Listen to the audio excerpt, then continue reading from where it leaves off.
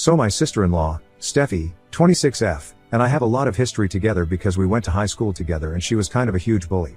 And I just so happened to be one of her favorite targets because why not? I was a total nerd in high school and my appearance certainly did not help my case because I was very skinny and I had braces, which was pretty much the bane of my existence. I was literally the typical nerdy girl in a teenage high school movie where they only get ready after they take their glasses off. Except that instead of glasses I had to get my braces taken off, and unfortunately, my transformation did not happen until I was in college. Thankfully, I look much better now because I have gained a lot of weight and I got my braces taken off before I started college. Not that there's anything wrong with the way I looked before, but right now, I am just a lot less prone to getting bullied by people, that's all. Anyway, I met my husband, Andy, at a college party a couple of years ago when I was in my third year of college. He was 3 years older than me and was the DJ there. That used to be his part-time job before, and I guess it was meant to be because I got really drunk at that party and he offered to drive me home because my apartment was really far away and nobody was ready to take me home since I was absolutely wasted.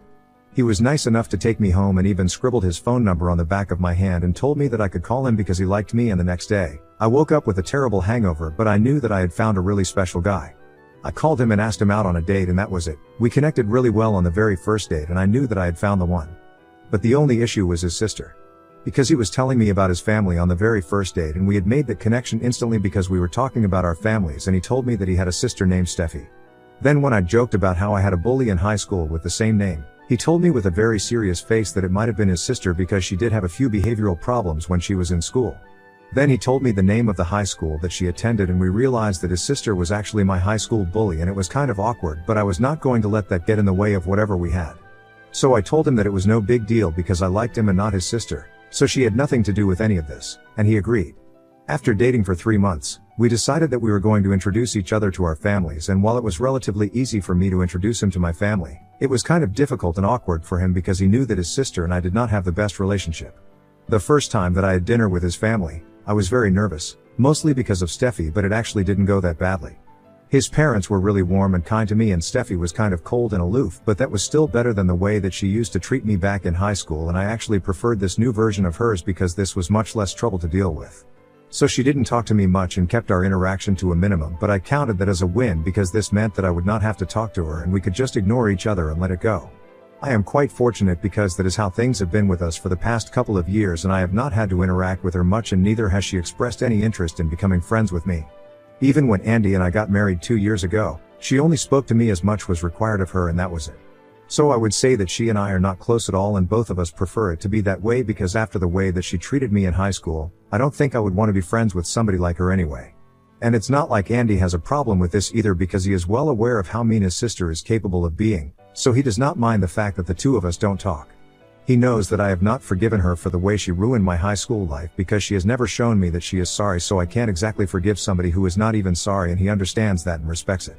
But he and Steffi have a normal sibling relationship like most other people do, and I don't mind that because I know that he does not see Steffi the same way that I see her, and I am completely fine with that. And it has also been a really long time since high school ended, and I don't want to tell my husband not to talk to his sister and create drama out of nothing because she and I are civil now, and that's all that is necessary. So everything is good in the family and I got used to it, honestly. It came as a massive shock to me when a few weeks ago, Steffi reached out to me to ask me if I would be willing to accompany her on her Bachelorette trip to the Greek islands. And she did not just ask me casually on the phone, she actually invited me over for lunch, and even though I was skeptical about it at first, Andy was the one who told me to give it a chance, so I went out to lunch with her and that's where she asked me. She was really nice to me during that lunch and even afterward. She finally apologized and addressed the history that we had together, instead of pretending like it was non-existent. It was quite shocking for me because I had never expected Steffi to own up to the fact that she had bullied me relentlessly when we were together in high school, and when it finally happened, I had absolutely no idea how to react to it. She told me that she was sorry about the way that she had treated me back then and told me that she was just being a total brat and she realized her mistake way too late.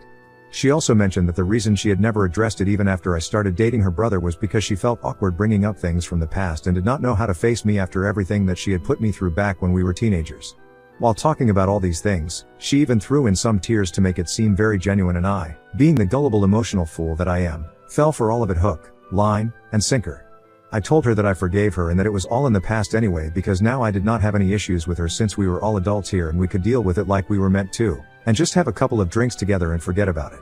She seemed happy about it and we ended that lunch on a good note.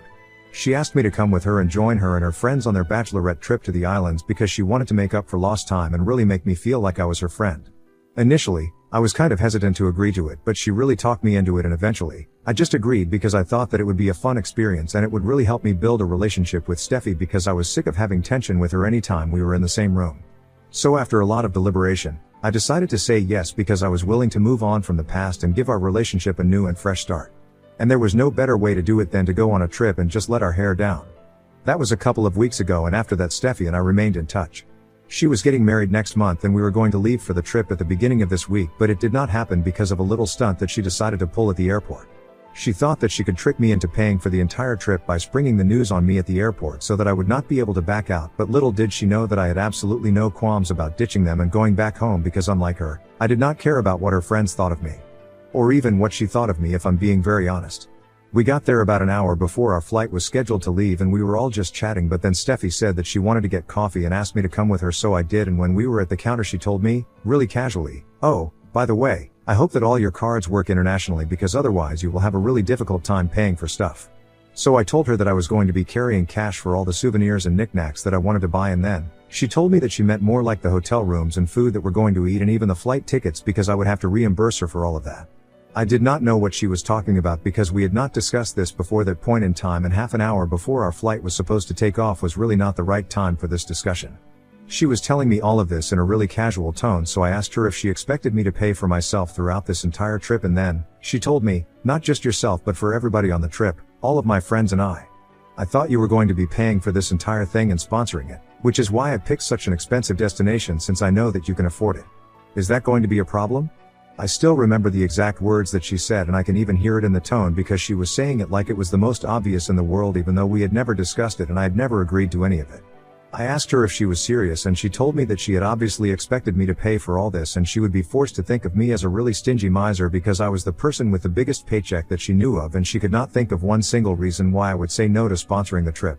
I could come up with more than a couple of reasons. The first being that I never agreed to any of this and she never even asked me if I would be okay with it, so I don't understand why she would assume something like this. And even though it was true that I earn more than most people that she knew since I am the VP of a moderately large-scale firm, I still did not think that it was an obligation for me to sponsor her trip.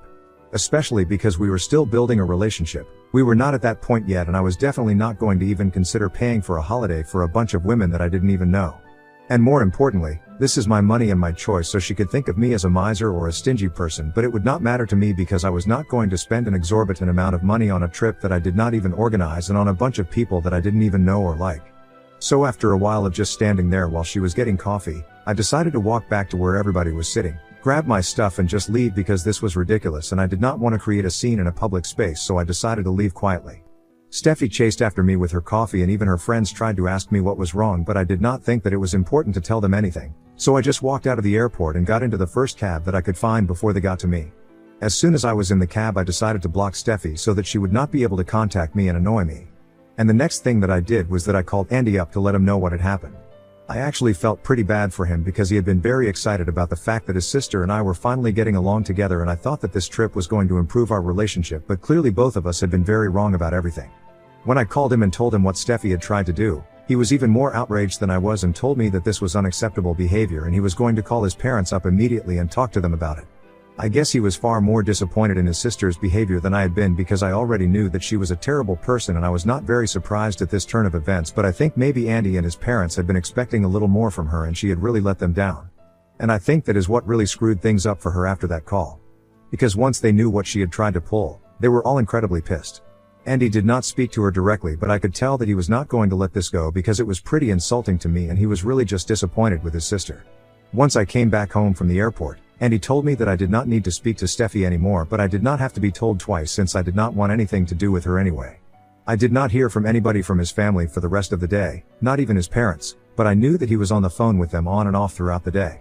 Tempers were running high that day, so I chose not to talk to anybody about it because I knew that everybody was already feeling upset about things and I did not want to add to it, so I just kept quiet and waited for the storm to subside. 2 days passed and nothing happened, but I did speak to my in-laws during that time and they told me how sorry they were about the way that Steffi had treated me, but I told them it was no big deal because it wasn't exactly their fault. I had seen the way that they had raised their son, so I knew that the parenting was not the problem, and if there was anybody to blame for how Steffi turned out, then it was just herself. Andy and I were also back to normal pretty quickly after that. I did not ask him about any of the consequences that Steffi would have to face for her actions because I was just not interested in any of that. All I knew was that I did not have to interact with her anymore, and that was enough for me. But then after 2 days of the incident, I got to know that the wedding was cancelled and her fiancé had left her, and that was an indirect consequence of what she had done to me. When Andy and I came back home from work that day, he told me that Steffi was blaming our family for breaking up her and her fiancé, and I was really confused as to how that was even logical because we had not spoken to her after that incident at the airport. However, apparently, this had actually happened because after that incident, once Andy had told his parents what Steffi had tried to do at the airport, they had called her up and told her to apologize to me, but she did not even think that she had done anything wrong and instead started telling her parents that I was rude and stingy and she was glad that I left. So her parents got really upset and they told her that they would no longer be paying for the wedding and she could find somebody else to fund her extravagant event now. She tried to make it seem like she did not care, but it would be huge trouble for her to cover all the expenses of the wedding herself since she had just quit her job and started her own business a couple of months ago and they had not broken even yet, so paying for everything herself was out of the question. In spite of knowing that, she tried to make it seem like she did not care about any of it because she did not want to apologize to me or even acknowledge that she screwed up. And the day of the wedding is just a few weeks away since it's literally just next month, so this is a bit of an emergency situation for her right now. And from what Andy told me, after that conversation with her parents, she decided to talk to her fiancé and let him know that her parents would no longer be covering the expenses for the wedding, so she expected him to take over, and I think that's what led to a huge fight between the two of them because it was obviously really unfair of her to kind of just spring it on him with barely a few weeks to go for the wedding. So they got into a fight and that's how the wedding got cancelled. Once I knew the whole story from Andy, I asked him how he got to know about all of this, and he told me that after the fight with her fiancé, Steffi showed up at their parents' house and fought with them as well and had been blaming them and me for what happened. She had mostly just been blaming me, which I think is really unfair because I didn't even have anything to do with this situation. She said that because of me first, she had to cancel her trip with her friends because I refused to pay up, and now she was going to have to cancel her entire wedding, and her fiancé was probably going to break up with her because she did not see any other way out of this. The trip thing I do not agree with in the slightest because there had been absolutely no discussion about me paying for anything, so it was stupid of her to expect anything from me, but I do feel kind of bad that her wedding is getting cancelled. I feel like I should not have complained to my husband and been so up in arms about the whole thing. I guess I just feel kind of sad for her because I know that she was really looking forward to getting married. I'm just here for reassurance if I'm being very honest. Ida for complaining to my husband when my sister-in-law told me that she expected me to sponsor her bachelorette trip for all of her friends at the airport. Update 1. Hi. First and foremost, thank you so much for letting me know that I am indeed not the one at fault here. I think I really needed to hear that. I had been feeling really terrible about everything, and I did not help that Steffi had been posting sad things about getting betrayed and stuff. It has been 5 days since the airport incident, and even though I have her blocked everywhere, I know for a fact that she has been posting weird sad quotes for attention, and when anybody asks her about it, she tells them her side of the story and pretending to be the victim. So any remorse that I had about her wedding getting cancelled, but it is all gone now because clearly, she will stop at nothing to make me look like the villain in her story, and I don't need to feel bad for her. She has even gone to the extent of telling people that while she had expected me to stab her in the back, she did not think that her brother would ever encourage me or tolerate something like this, but she was obviously wrong and her brother couldn't care less about her feelings. Again, I feel like I need to emphasize that she had literally never ever asked me if I was comfortable or willing to pay for the expenses of the trip for her and all of her friends, so the fact that she had to cancel it at the very last minute and come back from the airport was her own fault. But somehow, in her version of the story apparently, we had had this discussion several times, but I flipped at the airport and decided to throw a fit and leave, which was a huge slap on the face for her because then she and all her friends had to go back home and the trip didn't even happen, and it was really humiliating. It's infuriating, the way that she has been spreading these lines about me, but I'm actually happy that most of the relatives that she has been telling this to have reached out to me to ask about it because it seemed really out of character for me and I was able to clear the air and tell them my side of things, and for the most part, people have believed me. So whatever she is trying to do is not working and she is coming off as a total liar and an idiot. And he told me that he wanted to speak to her and tell her that she can't just go around lying about us, but I told him that he did not need to say a word to her because the things that she is doing are backfiring, and instead of damaging our reputation, she is just doing it to herself, so we can just let her carry on. Update 2. So it has been around 2 weeks since we learned that Steffi would no longer be getting married. She had been talking crap about us to all of her relatives, but it did not work because most people did not trust what she was saying and came to me to confirm the story, and I told them the truth. After a few days, pretty much everybody knew the truth, so there was no point in her trying to make us look like the bad guys, so she stopped. We thought that it would be the end of the story, but apparently not, because now she has moved in with her parents since unfortunately she and her fiancé have broken up and she has nowhere else to go. Her fiancé was a decent guy and had offered to let her have the apartment and he could move out, but she would not be able to cover the rent on her own, and so she chose to move out and live with her parents instead. Andy and I think it's really ironic that she had so much to say back when her parents had told her that they would not be funding her wedding, and she had pretended like she had everything sorted, but now her life was falling apart and the only people that she could turn to were her parents. My in-laws were also nice enough to take her in even after all the nasty behavior from her end. But now that she is living with them, I guess she should have had the common sense not to go on talking crap about me and Andy, at least in front of her parents, because they were Andy's parents as well. But she really is one of the stupidest people I have ever come across, because even after my in-laws made it clear to her that she was not allowed to talk crap about us and pretend like we were the bad guys, she went on doing so in front of them and would constantly try to turn them against us. So my in-laws decided to tell her that she could either accept her mistake and try to become a better person, or they would not allow her to live with them anymore. And that obviously pissed her off, because now she has taken to messaging Andy and reminding him every day that I did not just ruin her bachelor trip and her wedding, but now I also ruined her life because her fiancé dumped her and her parents only keep siding with me, as if any of that is my fault. He has not blocked her yet because she is family, but she is on thin ice right now, and a couple of more texts against me, and I am pretty sure that Andy is going to show up at his parents' house and teach her a lesson in person. I'm pretty sure that she is just doing this to rile us up or vent her frustrations, but it's unacceptable. Update 3. So we did it. And I really just could not take it anymore, because she was really taking things too far and saying the most horrible things about me while messaging Andy. She even expected to get away with it because she thought that we would not actively try to get back at her, but unfortunately for her, we are not that nice. She had called me every name in the book and referred to me as jealous and insecure, and had even said that I did not look any better than I did back in high school, which was just a straight up lie. She knows that I am very touchy about my appearance and makes it a point to pick on it every time that she can, and it has become very apparent at this point. I also don't even understand why she thinks that I would be jealous of her, because right now, my life is a lot better than her and she literally has nothing that I would be jealous or insecure of. But anyway, these were the things that she had been texting Andy in an attempt to make us mad, and she succeeded in doing so, because earlier this evening, we went to my in-laws' house and confronted her because she needed to stop believing that she could say and do absolutely whatever she wanted to, and then we would just allow her to get away with it all the time. We had already spoken to Andy's parents and they knew what we were here for, so they did not ask many questions and just let us in.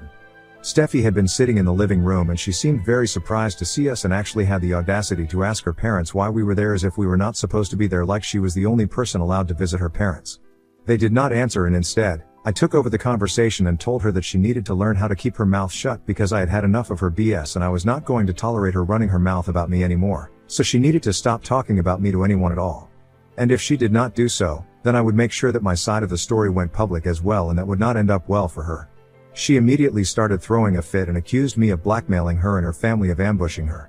When she was asked to stay quiet and just apologize for everything, she told us that she would not do that and started packing her things and left within an hour, because now, she knew that she was not welcome here and was going to live with a friend. I am positive that she will be back in a couple of weeks, because I don't think any friend will allow her to live with them free of cost, and judging by how much of a miser she is, I highly doubt that she will cough up anything when she can go back to her parents and live with them for free. But as of now, we're all free of her, and I would say that I am much better off right now. And I think that everybody would agree with me when I say that.